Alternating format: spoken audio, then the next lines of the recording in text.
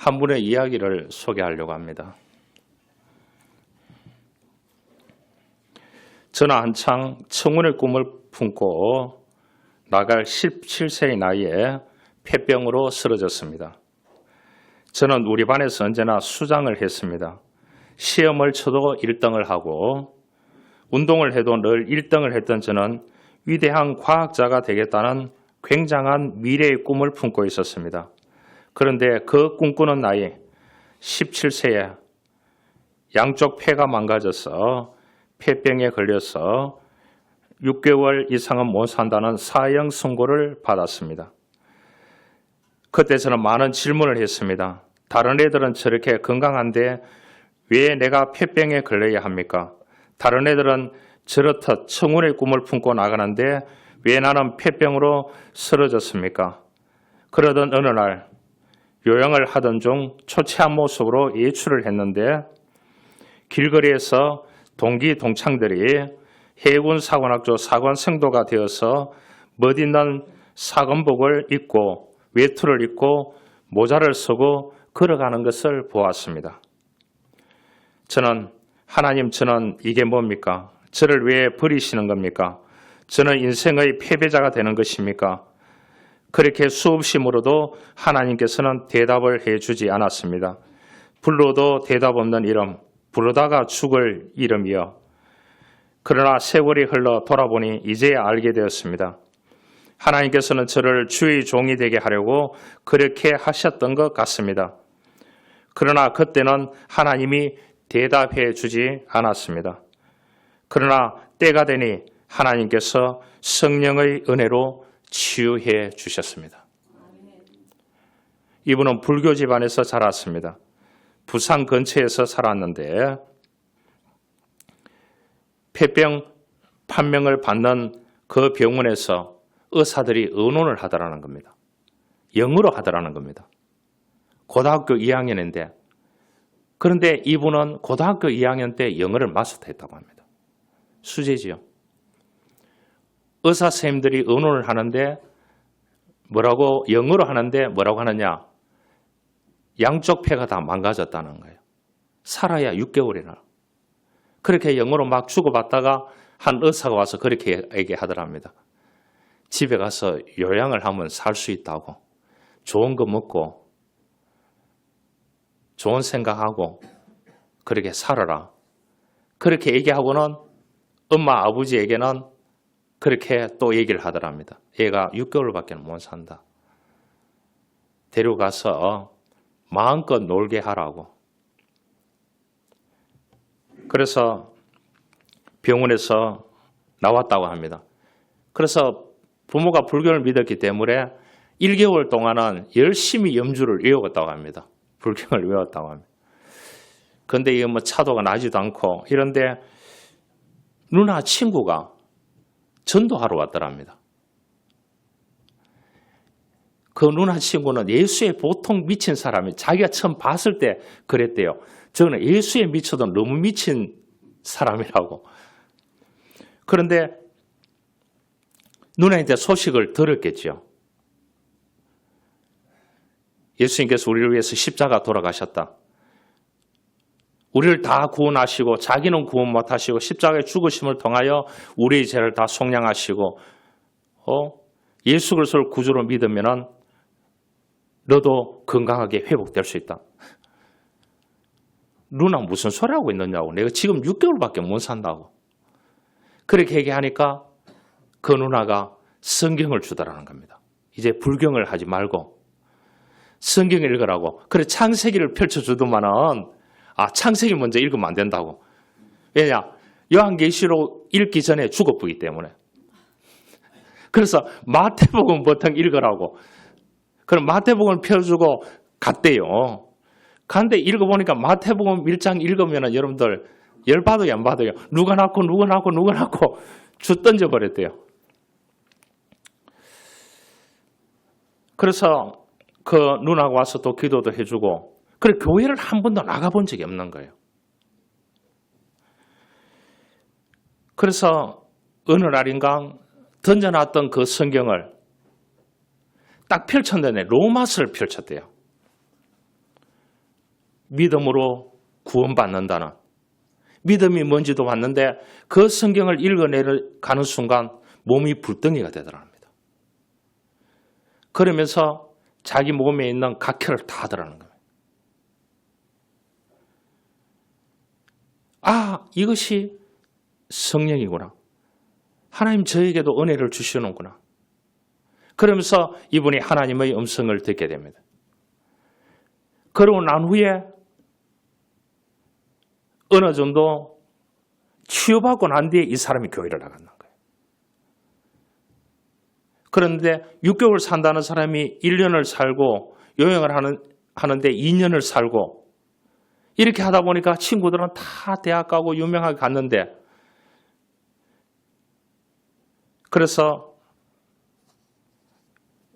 본인은 이제 서울로 올라가서 신학교에 입학을 했대요. 입학을 해가 열심히 공부를 하고 있는데, 이분 누구냐? 조용기 목사입니다.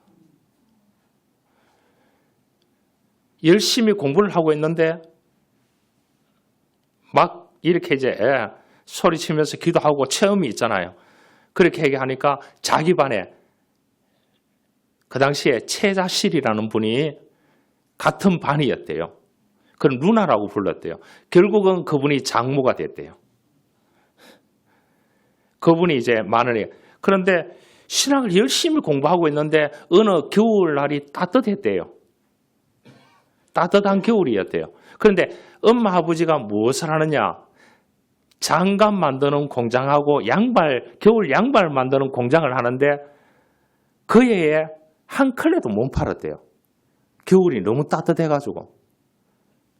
그래서 아버지가 화가 나가지고 그를 다 짊어지고 아들한테 가가지고 네가 예수 믿었기 때문에 안 된다고. 우리 집안이 망했다고. 그렇게 해가지고 이거를 아들한테 패댕이 치고 한강에 투신해가 자살한다고. 그렇게 올라왔더래요. 그렇게 하니까 아들은 숨을 뿌고 누나가 좀 가가 좀 설득하라고. 아버지가 보통 넘는 사람이라고. 한마디 소리치면 그 많은 팔남뱅간 가족들이 장남이래요. 남자 가운데. 그래서 그 최사실 그분이 가가지고 장갑 양발 다 팔아주겠다고. 아들 원망하지 말라고. 오늘 촛불 예배가 있는데 예배 한번 드리고 가시라고. 이건 내가 다 팔아드리겠다고. 그날 이제 외국 선교사가 왔는데 조영기 목사 학생이 통역을 했답니다. 그런데 예배를 들었는데 보니까 통역하면서 아버지 눈길만 봤대요. 그러니까 고개 팍 숙여 있더랍니다. 아들이 이렇게 통역을 하는데 자랑스럽게 생각하지 않고, 그런데 촛불을 맞췄는데 다 나가는데 혼자 거기에 엎드려가 울고 있더랍니다. 그래서 가까이 가면은 왜 우느냐고 물으면은 두들겨 맞을 것 같아가지고 최자실 그 누나 보고 누나가 가서 좀 얘기해 보라고. 저 화가 나서 우는지, 한강에 빠져 죽으려고 우는지 한 가보라고. 가니까 오늘 자기가 예수님께서 십자가의 환상을 보여줬대요. 당신의 죄를 위해서 내가 십자가에 피 흘려서 죽었다고. 구원받았으니까 용기 있게 이 땅에서 살아라고. 아들이 믿는 예수를 믿으라고. 그래서 이 장갑하고 다 팔아주고 대접받고 이제 이 양산이가 내려왔대요. 하룻밤을 자고 가족들을 다 모으더랍니다. 이제 내가 아들 믿는 예수를 믿는다 하니까 자녀들하고 친인척들하고 부인하고 다 놀랬는 거예요. 그 권위적인 사람이. 그래서 이제 예배 드리는데 강사 초청은 우리 큰아들 조용기로 한다. 그렇게 얘기했답니다. 그래서 기숙사에 편지를 보내가지고 위대한 강사 조용기 전도사 초청합니다. 이렇게 해가지고 자기가 집에 가서 집회를 했대요. 그래서 가족이 다 예수 믿었는데 순복음의 3대 목사가 있는데 그 3대 목사가 조용목 또 한 사람이 있습니다. 위대한 사람이 다 됐습니다. 여러분 이래도 안 놀라시네요. 그래서 이 사람이 이제 그 신학교를 마치고 전도사로 어디 가가 천막을 맞추어 가지고 저 서울 한가운 외곽에 경상도 사람, 전라도 사람, 촌 사람들이 다 서울로 상경해가 못 먹고 못 사는 사람들, 북한에서 남아있는 사람들 58년도에 남의 땅에 논에 가가지고 이 천막을 쳐놓고 예배를 드리니까 다음날 주인이 와가지고 철가락해가 대팡 사오고 언젠가는 돈을 드리겠다. 그렇게 해서 교회가 시작되었다고 하더랍니다. 그러니까 오는데 다 못 먹고 못 사는 사람 58년 생각해 보시길 바랍니다. 58년도 태어난 사람 별로 없는 것 같는데.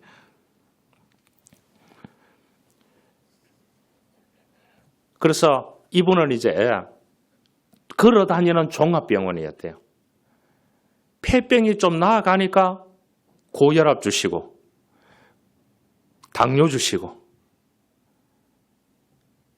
그래서 교회는 거대하게 일구어도 예배 드리고 난 뒤에 일주일 동안 들것에 실려가지고 집에 누워 있었대요.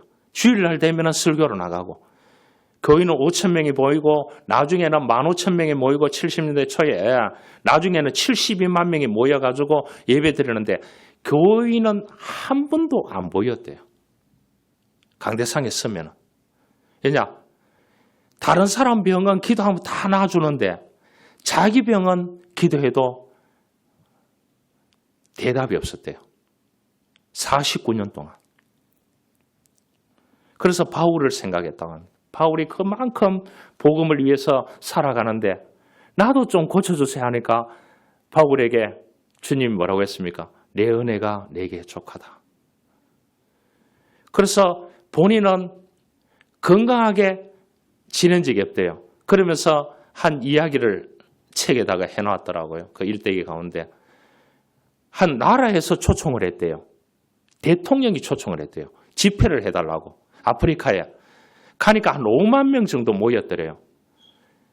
그런데 비행기 타고 가다가 도저히 답답해서 통로에 들어누워 버렸대요. 60년대에. 그러니까 승무원이 난리 나고 그렇게 해가지고 도착을 했는데 아침에 일어나니까 식은땀이 나고 도저히 쓸 수가 없더래요. 말이 안 나오고. 대통령 궁에서 잤으니까요. 그래서 대통령하고 가가지고 이제 위대한 조용기 목사 왔다고 얘기하는데 일어서서 나가는데 그 강대상에 나가는데 5만 명이 모였는 거예요. 야외에다가. 겨우 걸어 나갔대요. 나가서 여러분 말이 얼마나 빠릅니까 조용기 목사님. 여러분 하나님의 은혜가 임하기를 원합니다. 이렇게 하니까 우려와 같은 저 사람이 거룩해졌는가 보다. 이제 여기 와서 이래 들어도 좋게 듣고 저래 들어도 좋게 듣고 그래서 병자들 다 나오세요. 수천 명이 나와서 기도하니까 그곳에 기적이 일어나더라고요. 그래서 자기가 화가 나가지고 하나님 나도요 하니까 너는 그대로 살아라. 그렇게 얘기하더라고요. 그렇게 일대기를 보내는 그분의 일대기를 제가 주중에 읽어봤습니다. 돌아가실 때까지 그 사람의 육체적인 힘이 없었습니다. 여러분, 그분은 그랬습니다. 사랑하는 자여, 내 영혼이 잘된 같이 내가 범사가 잘되고 강건하기를 내가 간구하노라. 여러분, 영혼이 잘돼야 됩니다. 여러분, 육체는 쓰러져 가도 예배할 수 있습니다. 기도할 수 있습니다. 치유받을 수 있습니다. 내 영혼이 잘되면 하나님께서 모든 것을 해결해 주실 줄 믿습니다. 구약 시대는 성부 하나님이니까 아버지라고 불렀습니다. 아버지. 그래서 며느리가 자꾸 아버지 하니까 이 시아버지가 헷갈렸대요.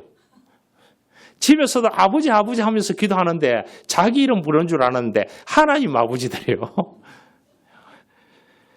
구약 시대는 하나님이 직접 개입했습니다. 아브라함에게 음성을 들려주시고 모세에게 음성을 들려주시고 여호수아에게 음성을 들려주시고 선지자에게 직접 개입했습니다. 성부 하나님. 그런데 앞으로는 예수 그리스도를 보내주겠다. 이것이 뭐냐? 300번 넘게 기록되어 있습니다. 그래서 신학시대에 예수님께서 이 땅에 오셨습니다. 하나님의 아들. 그래서 예수 그리스도를 따르는 자들. 그래서 삼위일체 하나님이라고 하거든요. 그래서 예수 그리스도를 33년 동안 있다가 십자가에 못 박혀 죽으시고 부활하시고 승천하셨습니다. 그러면서 이 사람들에게 성령 하나님을 주셨습니다. 그래서 오순절날 모여서 기도하는 그 사람들에게 하나님은 성령의 은혜를 주셨습니다. 그래서 우리는 성령 시대에 살아가는 것입니다.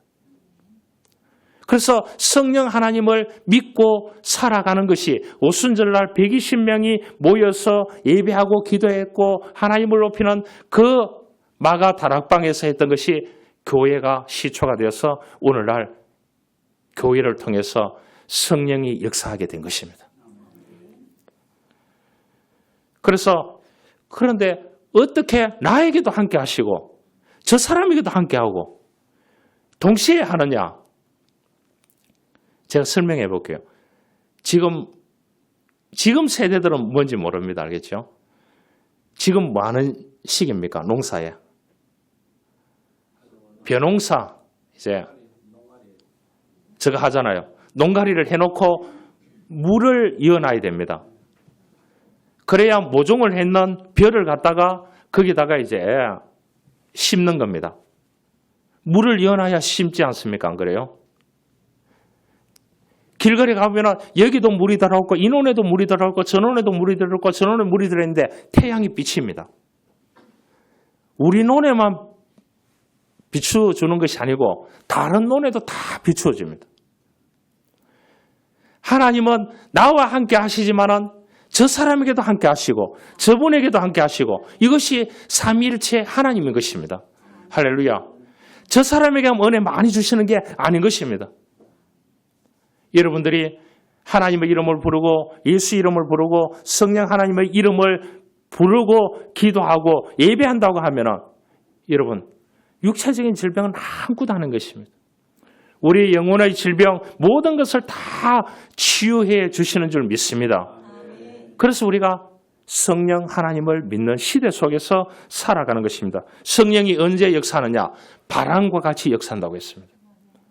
누가 지고 던져주는 것이 아니고 말씀을 들을 때 내가 하나님을 높일 때에 하나님의 말씀을 읽을 때에 또한 영적인 대화를 나눌 때 하나님께서 놀라운 성령의 치유하심 놀라운 문제 해결의 역사하심 모든 것을 이루어 주시는 줄 믿습니다. 니고데모와 대화하면서 예수님께서 그런 말씀하셨습니다. 사람이 거듭나지 않으면 하나님의 나라를 볼 수 없느니라. 여러분 우리가 구원받고 복음대로 살아가면 이 땅에서도 하나님의 나라를 경험하게 되는 것입니다. 이것이 그리스도인인 것입니다. 여러분 다른 사람에게만 응답 주는 것이 아닌 것입니다. 나에게도 응답을 주실 줄 믿습니다. 그분을 믿고 의지해야 되는 것입니다. 그래서 성령 하나님께서 우리들에게 각자 주신 것이 뭡니까? 은사를 주신 것입니다.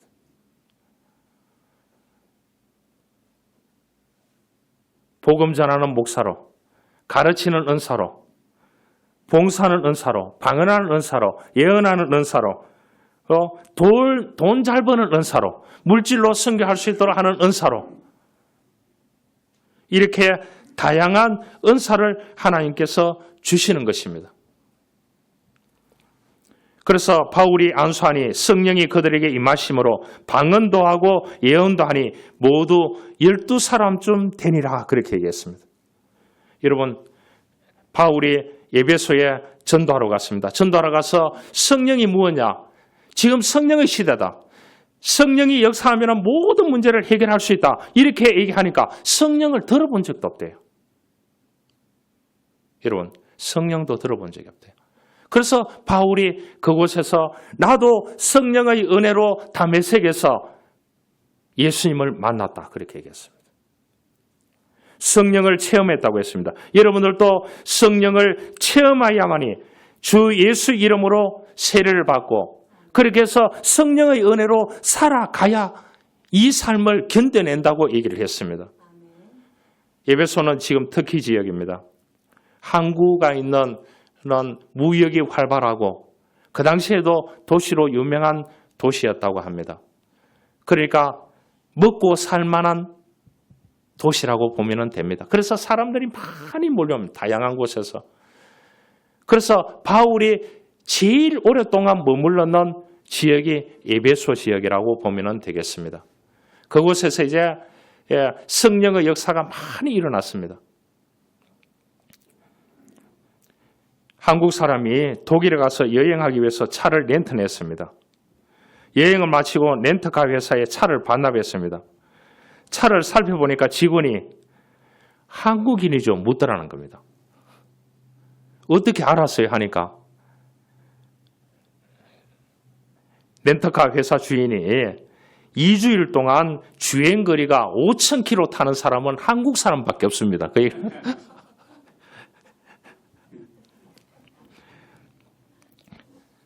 한국 사람은 이런 빨리 하는 성격 때문에 성령의 역사하심도 빠른 거예요.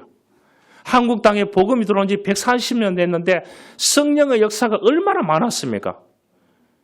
얼마나 많았습니까? 그래서 세계를 위해서 헌신하고 국가를 위해서 헌신하고 교회를 위해서 헌신하는 이러한 사람들이 세계적인 사람들이 믿는 사람들이 얼마나 많이 일어났습니까? 그것은 뭡니까? 성질이 조금 급해야 됩니다. 그래야 성령의 역사로 빨리 옵니다. 우리 고향 중마고 가운데 이 순복음교회에서 파송해가지고 시베리아 선교사로 6년이 있었습니다. 6년이 있으면서 한 번씩 나오면 만났거든요. 만났는데 차를 어디에 넣어놓느냐? 컨테이너에 넣어놓는데요. 컨테이너에 넣어놔도 컨테이너 안이 영하 25도래요. 영하 25도. 그럼 바깥은 영하가 몇 도가 되겠습니까? 40도가 넘는 곳에서 그랬는데 제가 서울에 가면은 그 친구 교회에 갑니다. 가는데 겨울인데도요. 양발을 신지 않고 스레발을 신고 걸어 나와요. 이 교수 국수 먹으러 갈까 뭐 먹으러 갈까? 돈은 많은데 짠돌이라요. 그래서 국수 먹으러 가자. 이렇게 하면은요. 나는 양발 신고 구두 신고 코트 입고 가는데요. 반팔 티 입고 그 추운 겨울에요.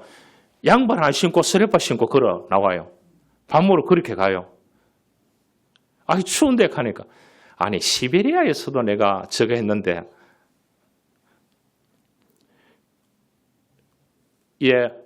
우리가 고등학교 학창시절 때에 기도원에 가서 기도를 하는데 산 정상에 가가지고 꼭대기 가서 기도를 하는데 우리는 새벽 3시까지는 기도를 하는데 안 내려와요. 밧줄 타고 올라갈 정도예요. 밤에 올라가서. 그런데 그 친구는 4시까지는 기도하고 와요. 자기가 기도를 제일 많이 했던 또 기록을 세워야 되는 거예요. 우리가 금식 3일 하면은 자기는 꼭 5일 해요. 항상 기록의 왕이 되어야 된다. 그렇게 얘기하는 거예요. 그렇게 하는데 그래서 3시대가 마치고 난 뒤에 조금 있다가 무슨 기도하는지 우리가 한번 들어보러 가자. 그리고 밴쿠버 친구하고 다 이제 또 다른 친구하고 그래서 들어보니까 그렇게 기도합니다. 하나님 주시려면 주시고 안 주시려면 치우세요. 하나님을 협박하는 기도를 하더라고요. 그런데 하나님을 협박했던 그 기도를 그 인생에 다 들어주셨어요. 놀랍습니다. 이번 명절 때도 만났었는데 제가 농담 비슷하게 했습니다. 목사님은 기도한 대로 다 이루어졌다고. 그거 어떻게 하느냐? 그때 고등학교 때 산 가가지고 하나님 협박했는 기도 내가 다 듣고 있다. 다 알고 있다. 그런데 보니까 하나님께서 그 기도를 서울 한복판에 가서 교회를 하겠다는 그 기도를, 여러분 서울에 한 번도 안 가본 이 친구가 서울 한복판에 가서 교회를 하겠다는 그 기도를 들어주지 않느냐고. 여러분, 성질이 급하면 급한 대로 성령의 역사가 빨리 일어납니다. 그렇게 기도하고 예배하고 하나님께 매달리시기를 바랍니다. 할렐루야. 예, 하나님은 성질이 느린 사람은 응답은 느릴 수밖에 없습니다. 좀 간절하시길 바랍니다. 간절하시길 바랍니다. 여러분, 먹을 거 있다고 실컷 먹지 마시기 바랍니다. 조금 남겨두시고 그 공간에 기도로 말씀으로 채우기를 원합니다. 할렐루야. 여러분, 먹는데 요즘 갈망하는 게 없어요. 요즘 갈망의 시대가 없습니다. 그죠? 다 갖추어진 시대예요. 그래서 뭐냐? 여러분, 하루 3끼 먹는 사람 하면은 한용석 장로님, 한 장로님. 박 장로님도 3끼 먹지요? 예. 성장님도 3끼 먹고. 그러니까 우리 장로님들은 다 믿음의 부자지. 예. 돈을 많이 가졌는 부자는 물질적인 부자는 아닌 거예요. 제가 새 장로님을 자랑할 때, 다른 목사님 자랑할 때 우리 새 장로님은 맥가이브를 하고 못하는 게 없다고. 맡겨주면 모든 것을 다 해낸다고. 그렇게 얘기합니다. 왜냐? 그만큼 부지런하고 그만큼 믿음대로 살고 하니까 새 장로님 기도한 대로 다 됐어요. 할렐루야. 다 됐잖아요. 그래서 제가 기도할 때 그랬습니다. 이 장로님들에게 복을 다 주는데 저도 좀 주세요. 얘기하니까 불러도 대답 없는 이름이요.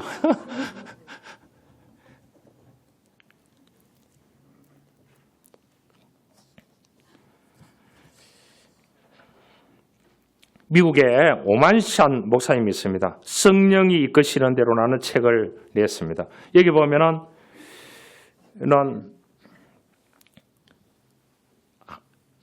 이 글에 보면은 한 여자 목사님이 나오는데 어릴 때 어머니가 정신질환이었고 그 아버지가 아이들을 돌보지 않아서 완전히 버린 작시처럼 자랐대요. 상처와 슬픔과 두려움과 우울증과 불안 가운데 차라리 내가 죽었으면 좋겠다는 생각을 하며 20대에 술과 마약으로 방황하는 삶을 살다가 29세에 친구의 도움으로 교회에 나가게 됐대요. 그래서 이 사람이 은혜를 받고 치유받고 여자 목사가 되는 거예요. 예수 믿고 성령 받고 새로운 사람이 되었습니다. 그래서 이 사람이 이제 술과 마약을 했지만은 똑똑한 사법고시 시험에 합격했는 변호사였습니다. 다 청산하고 내려놓고 목사가 되었으니까 미국 전역을 다니면서 복음을 전하는 복음 사역자가 되었습니다. 성령 충만했어요. 여러분, 예수님을 따라다니던 제자는 3년 동안 예수님으로 직접 말씀을 들었습니다. 여러분, 그런 생각을 안 해봤습니까? 저는 종종 해봅니다. 내가 그 시대에 태어났더라면, 이 시대에 예수님이 오셨더라면 그 12명 가운데 안 들어가더라도 500명 가운데라도 들어가서 한 3년 동안 따라다니면서 기적을 보고 이적을 보고 성경에 있는 말씀대로 그 현장에서 베드로가 물 위로 걸어가는데 걸어와보라고 해서 걸어가는데 그것도 한번 해보고 싶고 그런 생각 해본 적이 없습니까? 그런데 이 사람들이 다 어떻게 했습니까? 예수님께서 겟세마네 동산에서 기도하시고 십자가를 내가 인류 구원을 위해서 져야 되겠다 할 때 다 흩어졌습니다. 그래서 예수님이 십자가에 달려 돌아가실 때에 그때에 있었던 사람은 12제자 가운데 한 사람이 딱 있어요. 누굽니까? 요한입니다. 예수님께서 마지막에 하신 말씀이 요한에게 그 말씀을 했습니다. 내 육신의 어머니 마리아를 너에게 부탁한다 그렇게 했습니다. 부탁한다 그랬어요. 요한은 사랑의 사도고 굉장히 내양지향적이고 순종적이고 이런 제자였지 않습니까? 예수님이 그 하신 말씀을 지킨다고 기록에 보니까 40년 동안을 자기 집에 마리아를 모시고 돌아가실 때까지 그 복양을 했어요. 옛날 말로 하면 모셨습니다. 다른 제자들 같이 여러 가지 사역도 하고 싶고 다른 제자들 같이 어디도 가고 싶고 하지만은 그렇게 하지 않았다는 거예요. 예수님이 하신 말씀에 순종해서 그 의리를 40년을 지켰다는 거예요. 여러분, 그렇게 지킬 수 있겠습니까? 제가 들었는 얘기입니다. 내 카톡으로 왔는 게 이환천 시인이 그렇게 했습니다. 배려를 꾸준히 받으면 사람을 다 배려 놓는다. 이 시가 내 카톡에 왔어요. 보내준 카톡에 왔다니까. 이환천 시인이 썼는 시입니다. 알겠죠? 배려를 꾸준히 받으면 사람을 다 배려 놓는다. 여러분, 너무 배려받지 말고 여러분 스스로 믿음으로 일어서기를 주님으로 축원합니다. 여러분, 요즘 애들이 너무 배려를 너무 받으니까 다 배려 놓는 거예요. 부모에게 대들고 자기 마음대로 하겠다고 하고 이런 시대가 되었습니다. 여러분, 배려를 꾸준히 받으면 사람 다 배려 놓습니다. 여러분, 예수님의 제자들은 예수님께 배려만 3년 동안 엄청나게 받았습니다. 엄청나게. 그런데 그 배려를 받았던 요한만이 성령이 충만해서 그렇게 살았습니다. 여러분, 우리가 성령의 사람이 되려고 하면 생각이 바뀌어야 됩니다. 긍정적인 생각으로 바뀌어야 됩니다. 믿음의 생각으로 바꿔야 됩니다. 하나님의 은혜의 말씀을 통해서 긍정적으로 생각하게 만들어야 되는 것입니다. 피곤한 자에게 능력을 주시고 힘을 다해 주시고 소년이라도 피곤하고 곤비하며 장정이라도 넘어지며 쓰러지되 오직 여호와를 앙망하는 자는 새 힘을 얻으리니 독수리 날개치며 올라간 것 같을 것이요 다른 밭질 하지도 곤비치 아니하고 걸어가도 피곤치 아니하리로다. 할렐루야. 여러분, 생각의 전환이 있어야 됩니다. 믿음은 선택입니다. 믿음이 생겨서 믿는 것이 아닙니다. 극복한 상태에서 내가 선택하는 것입니다. 베드로 보고 물 위로 걸어가도 될까요? 걸어오라고 했을 때 파도를 보고 물을 볼 때 빠졌습니다. 예수님만 바라볼 때는 걸어갔습니다. 우리가 이 땅에 살아가는 동안 주변을 바라보면 넘어집니다. 여러분, 파도 보고 물 보고 주변 보기 때문에 빠지는 것입니다. 예수를 바라보고 믿음을 선택해야 기적이 일어나게 되는 것입니다. 이런 이야기가 있습니다. 한 나운수 집사가 교회에 출석하는 것이 싫어졌습니다. 몇 년 다니다 보니까 목사님 설교가 안 들어오는 겁니다. 그래서 어느 주일 아침에 그 부인에게 얘기했습니다. 나는 목사님 설교 이제 무엇 하는지 다 알고 있다고. 당신만 교회 가라고. 나는 점심 도시락 사서 산에 가서 자연과 더불어 혼자 예배하고 오겠다고. 그래 도시락을 사서 산에 올라갔습니다. 야호 한번 하고 거기서 성경책 펴놓고 혼자 예배하고 좋은 바람 쏘이고 찬송 부르고 그렇게 해서 거기서 도시락 사가는 먹고 돗자리 가서 잤는데 잠 깨보니까 밤이었대요. 어떻게 내려가야 되는지. 하나님, 교회 가서 예배 드렸다면 집에 가서 지금 푹 자고 있을 텐데 하나님 잘못했는데 내려가는 길 좀 가르쳐 주십시오. 이 안수 집사입니다. 그래도 안수 집사인데 이 길 좀 가르쳐 줘야 되지 않습니까? 이 정상에서 어떻게 내려가는지 모르는, 불러도 대답 없는 이름이요. 부르다가 죽을 이름이요. 주여 주여 하면서 내려오다가 벼랑 끝에 굴러 떨어졌습니다. 떨어졌는데 나무에 걸렸습니다.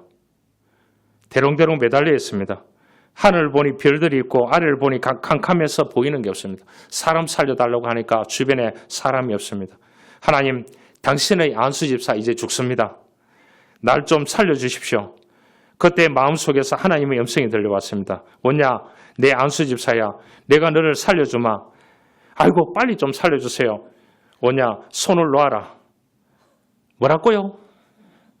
살려줄 테니까 손을 놓아라고. 그러자 그는 여보세요. 하나님 위에 다른 분은 없습니까? 이렇게 또 소리쳤대요. 그러다가 떨어졌대요. 떨어졌는데 그 떨어졌는 게 1m도 안 됐대요. 1m도 안 됐대요. 그때 깨달았대요. 왜 하나님이 손을 놓으라고 했는지. 살려주기 위해서 손을 놓으라고 하는데 캄캄해서 안 보였다는 거예요. 여러분, 이해하려고 하면은 작은 일에도 고생합니다. 이해하지 말고 믿으시길 바랍니다. 이렇게 해석하고 저렇게 해석하면은 여러분 답이 없습니다. 하나님이 하시는 일은 사람이 해석할 수 없습니다. 사람이 해석한 대로 다 되지 않습니다. 믿음의 능력으로 이겨내야 하는 것입니다. 믿음으로 하면 하나님께서 그곳에 놀라운 기적을 베풀어 주실 줄 믿습니다.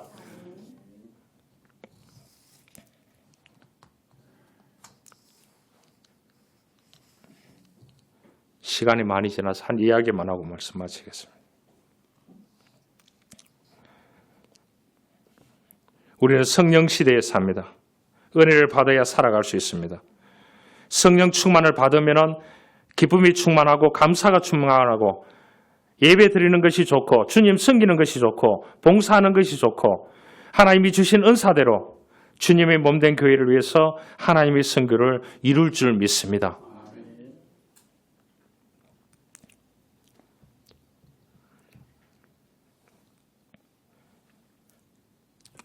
서울의 모 교회 보니까 그분은 4가지 암을 가지고 강대상에 섰더라고요. 마지막에는 무엇을 했느냐? 투석하면서 토요일 밤 10시까지 투석하고 다음날 주일날 설교하고 또 일주일 동안 3일 투석하고 그런데 그분에게 암을 3가지를 주셨는데 투병 생활을 수십 년 동안 했는데 그런데 그분은 항암 치료를 안 받게 하나님 해주셨대요. 항암 치료를 받았다라면 본인은 죽었다고 그렇게 얘기하더라고요. 여러분, 우리가 하나님이 주신 은사대로 성령이 충만한 가운데 살아야 될 줄 믿습니다. 그 세계적인 스탠다드 오일 회사 아시죠? 세계적으로 유명한 그 기름 회사입니다. 알겠죠? 그래서 기름을 어디 가서 퍼내서 유명한 회사 이집트에 가서 퍼냈습니다. 미국인이요. 이 스탠다드 오일 회사의 중력 중에 믿음이 깊은 사람이 있었습니다. 어느 날 이 사람이 출애굽기 2장을 읽고 있는데 모세를 갈대 상자에 담아서 이집트의 나일강 하수에 버리는 내용을 읽다가 눈이 번쩍 뜨였다고 합니다. 출애굽기 2장 3절에 갈대 상자를 가져다가 역청과 나무 진을 칠하고 아기를 거기 담아 나일강가에 갈대 사이에 두고 역청이라는 말은 영어로 피치라는 말입니다. 이 말이 석유라는 말입니다. 석유라는 말이래요. 그래서 모세의 어머니가 역청을 구할 수 있었다면 그곳에 기름이 날 것이 틀림없다고 판단한 찰스 위샤트라고 하는 사람이 이 지질학자를 이집트로 보내서 현지 답사를 하도록 했습니다. 아니나 다를까 모세를 갈대 상자에 담아서 그곳에 강물에 띄웠던 그곳에 가서 보니까 지질학자 가서 보니까 피치가 맞더래요. 역청 석유가 맞더래요. 그래서 그 석유 회사가 대박을 터뜨렸습니다. 우리가 하나님 말씀을 믿고 의지하면 기적이 일어납니다. 삼위일체 하나님, 성부 하나님, 성자 하나님, 성령 하나님은 오늘 우리와 함께 역사하십니다. 이 사람 채소밭에도 햇빛을 주시고 저 사람 채소밭에도 햇빛을 주시고 저 사람 가정에도 우리 가정에도 여러분 각자 가정에도 여러분들이 걸어가는 그곳에서도 햇빛과 달빛과 모든 것으로 동시에 역사하십니다. 그 성령 하나님을 믿고 우리가 살아가야 되는 것입니다. 이것이 그리스도인의 삶인 것입니다. 오늘 성령을 들었느냐 했을 때에 몰랐다고 했습니다. 그럴 때에 바울이 예수를 하거늘 주 예수 이름으로 세례를 주고 그들에게 안수하니까 그들에게 성령이 임했습니다. 그래서 방언도 하고 예언도 하고 기적이 일어났습니다. 여러분, 우리가 성령 하나님을 의지해서 성령님의 도움으로 우리가 일어서는 미래를 열어가는 저와 여러분들이 될 수 있기를 주님으로 축원합니다. 하나님 감사합니다. 우리는 성령 시대에 삽니다. 성령 하나님, 우리들에게 성령의 은혜를 베풀어 주옵소서. 그래서 성령의 은사를 가지고 주님의 몸된 교회와 하나님의 선교를 위해서 쓰임받는 믿음의 사람들로 삼아 주옵소서. 예수님의 이름으로 기도하옵나이다. 아멘.